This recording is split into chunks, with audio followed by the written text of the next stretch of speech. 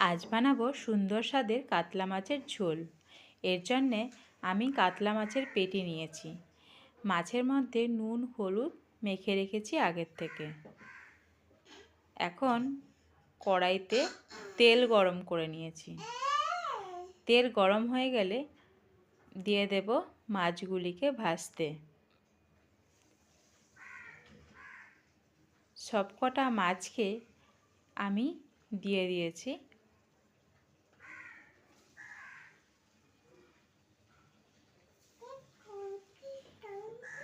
মাছগুলোকে উল্টে পাল্টে ভালোভাবে লাল লাল করে ভেজে নেব।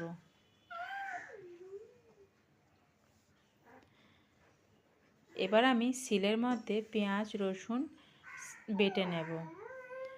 আমার আগের থেকে আদা বাটা রাখা আছে, মিশিয়ে নেব। এবার বেটে নিচ্ছি ধনে জিরে ও খুবই সামান্য পরিমাণে মৌরি একসাথে বেটে নিচ্ছি। আমার মাছ ভাজা হয়ে গেছে। এখন ওই মাছ ভাজার তেলেই আমি একটা দারচিনি ফোড়ন দিয়েছি। এবার ওই তেলের মধ্যে দিয়ে দেব টমেটো কেটে রেখেছিলাম আগের থেকে।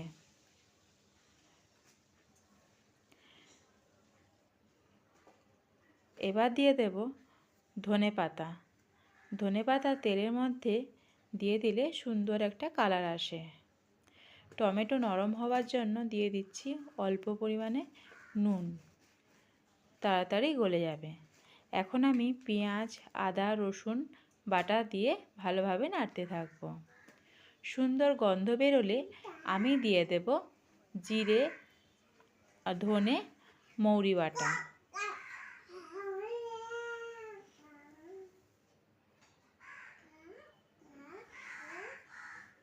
এখন আমি সাদা ও কালো সর্ষে বেটে নিয়েছি।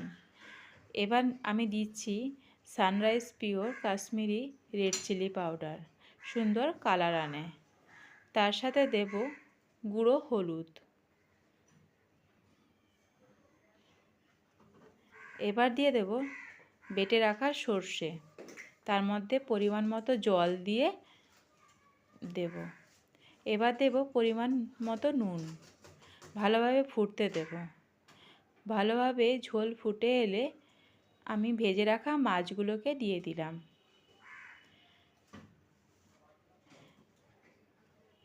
মাছগুলোও ভালোভাবে ফুটে গেছে।